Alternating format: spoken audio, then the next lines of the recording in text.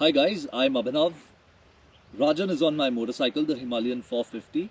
We are doing a timed run. It won't be an all-out, flat-out run, but it'll be still a relatively fast-paced run because we're trying to be careful. We don't want to destroy the motorcycle by crashing and whatever. So he's gonna do it first on the Himalayan, then he's gonna do it on a rally Expulse, and I'll post both those videos for you to see. It is not a direct comparison. An Expulse will be no match for a Himalayan in a straight line. But in the corners, the Expulse is going to catch up to a certain extent. So we'll just see how the bike rides, what it can do in the hands of a capable rider. So Rajan, you can go till the end of Baba Straight and then come back, and then we'll see. Thank you.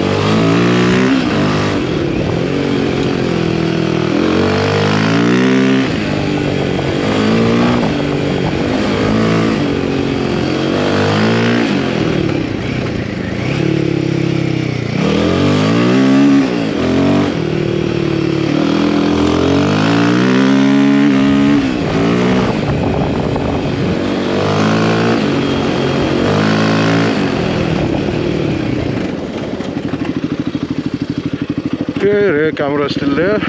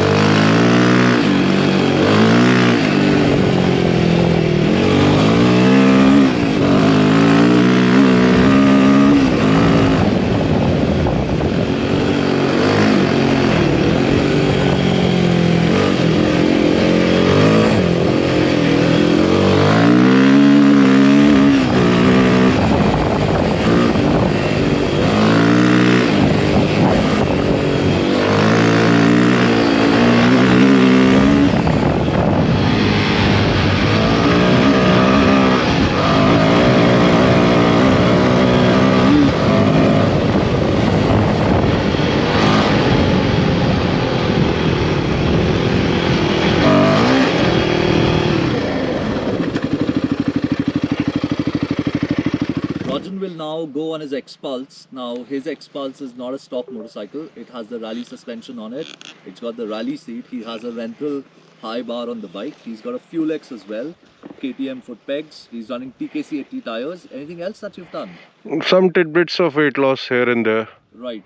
Okay, so I guess let the bike do the talking now. Okay. Go for it. Thank you. Let's go, baby.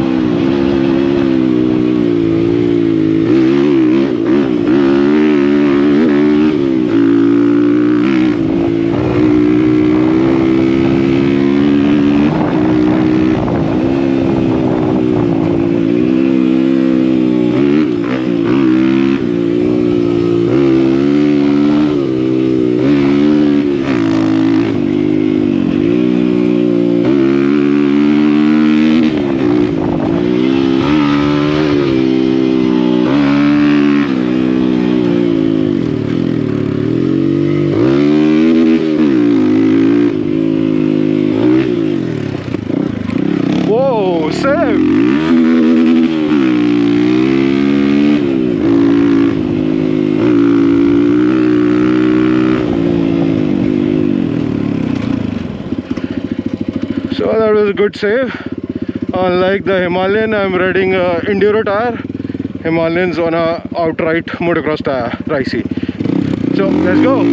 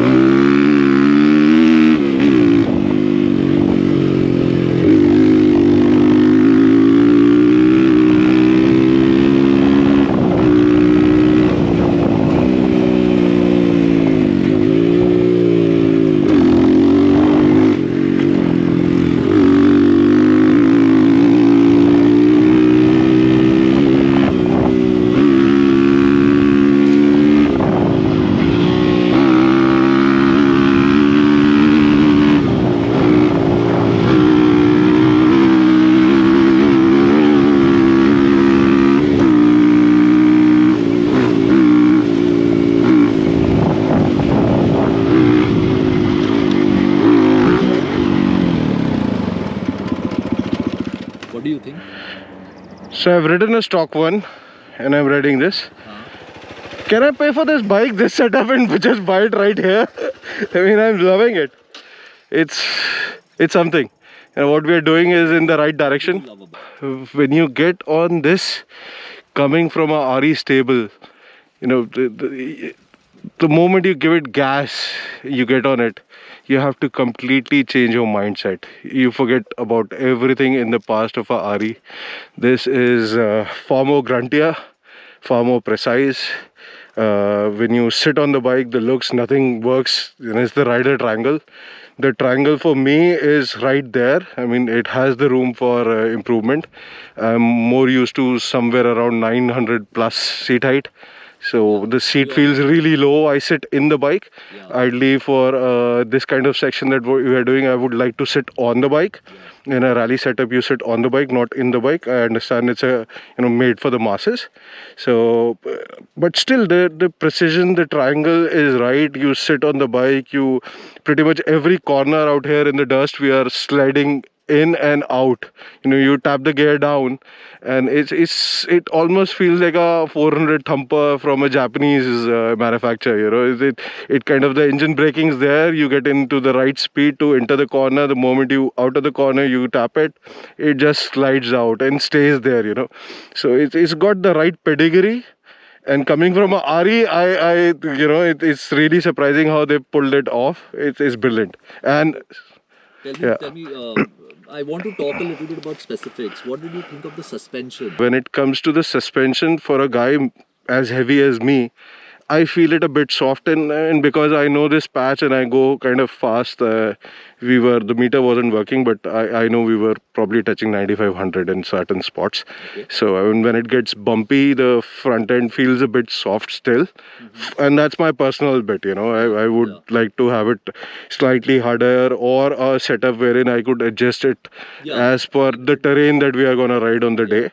Those are personalization bits. But yeah, it's I wouldn't say it's a blank sheet. It is quite filled in. The bits that RE has put on, it's really working in the right direction. And what about the gearing? What did you think of that? Because what gears were you in? So we have probably hit 4th gear at the max on this section. And at 4th, we are doing easily, say, 9500 in certain patches. Yeah, over 100 most likely. But gearings are right. They're tall. They are. I mean, this is a bike that I could do this and much more. And at the same time, I could have my wife as a pillion, put luggage on, and be out riding on, do a long distance touring. Do you think it needs a bigger sprocket at the rear, a 2-teeth bigger sprocket? So out here, yes, we need a bigger. The gearing needs to be updated. Yeah. That's it's at certain spots you want to just tap it and just slide out or fly out of it. It kind of chugs in there, clunks in there, and then comes in. So there is a slight delay. That, of course, those are all personalization bits as per setup. What did you think of the tire grip? So, man, these Rices, I don't know what compound they're using, but they're really doing wonders on this heavier bike and heavy me. And we are running, what, 25 psi? Ideally, I would run 18 front and 16 rear. We are on road tire pressure pretty much, and they're gripping it, you know. It's really, even if there is a rear slide, because this bike is quite powerful, and with the Fulex, it really kicks in. It keeps on sliding, but it still grips in, and it's never out of control. And again, we are riding at what, 60-70% of what we ride over here. What you guys ride? I don't know. Yeah. Good. Okay. Anything else that you'd like to tell us about the bike? What about the brakes? Now that we've taken the ABS off. So I've ridden a stock thing, and I'm riding this. Brakes have definitely ABS valve fuse and ABS motor fuse has done the job. But yet again, if I have to only do this, trail riding, enduro riding, I would prefer to have a direct line, a metal braided line, for a more precise braking, because this is a heavy bike. It's not a light bike compared to a dirt bike, but they're good. You know, as is, they're good. Do you think we need a smaller disc at the rear? It's a pretty oversized rotor. It's a 270 rotor. Maybe a 220 or a 240. So, instead of maybe the disc plate itself, I would go for a regular brake pad instead of a sintered brake pad. Yeah, but then that's again how the old Himalayan was. The rear brake was just a bit too much. That's how they have been. Okay. Yeah. Any other changes that come to your mind? Sorry, you were saying? I think you can reduce the oil a little, so it will become a little softer. Right. The feel of the brake. Right. I too don't touch the rear brake. I don't have the mobility, so I never use rear brakes. Yeah, I mean, one thing they really need to work is maybe have an aftermarket gear lever. Yeah, the stock ones the stock ones feel bit too flimsy and you know, just not right. Maybe something foldable. Again, the same thing on the brake side of it. The brakes are nice and chunky for rear, but then you know, something lighter, nicer and foldable. God forbid we drop the bike, would be nice. Right, because we're riding on the dirt. The chances of you dropping the bike are extremely high. The bike will definitely fall. So yeah, I mean, these bits would be nice. What else would you change on the motorcycle? If you could stand over there. The sun be out. Well, firstly for me, this is the biggest holdback. The tank, right? The tank is just, I mean, right from here it starts becoming too wide to stand up, and after here, I mean, when you really want to push it into a corner, you want to go in hard and exit hard, you want to be somewhere here. Your pelvis is supposed to be right here over the tank bit, but that's just not possible. And I understand it's coming from the touring side of this bike, what it's meant for. In a personalized bit, I would narrow down the tank. The seat, the whole subframe will have to be raised about, what, 3.5-4 inches, so that I'm sitting on the bike somewhere here. About a full rally setup. And that's a full rally setup, yeah. You know, like the idea of this build is to not go very far away from stock either. Right. Like just bolt off parts and bolt on parts. So we are talking about massive structural changes when we do that. And that goes beyond the realm and the reach of a common rider. So maybe we won't do that with this bike. But those are also options that can be explored for people who really take rally riding very seriously and want to do that. Right. It can't be done to the only second bike in this stable. You're not going to do that to your daily motorcycle. Yep. Anything else? Lovely job by Ari. I mean, hats off from the fit finish quality side to the power delivery, the cooling mechanism. For the first time, they have the water cooled system radiator on a Royal Enfield motorcycle. They've really come a long way from where they started, and this is probably just the beginning. You know, it will. I'm really now looking forward to what all Ari has to do with this bike and with this engine and more units. And what did you think of the Fulex that we are running? So I've ridden the stock bike. In fact, this very bike I've ridden it stock, and the Fulex is from the word go. It's especially till you are about like the initial 60 kilometers speed. It's crazy. I mean, it just doesn't feel the same bike at all. Yeah. But the moment you're over 60, the mid-range bit, I feel the exhaust system and all would need some bit of work. But it's at least 15% higher from what it was initially without the Felix in the mid-range, and that's 60 to 100 kilometer speed. Yeah. Yeah. Cool. All right, thank you. We'll keep building this motorcycle more. I mean, we'll keep fiddling with the setup. We'll try and figure out what works for us. Right now, we are pretty happy with the way it is progressing, and we still have a few things planned for it. A full system exhaust is coming soon. A bigger sprocket is coming soon. The tail is going to change. We're going to put a aftermarket, not an aftermarket, but a rally handlebar. That's an OEM part by Royal Enfield. It's coming soon. So we're going to do all of that. We'll, keep you posted. Thank you so much for watching, guys. This is Abhishek. That's Rajan behind the camera. And this is me, Abhinav, signing off. Bye-bye.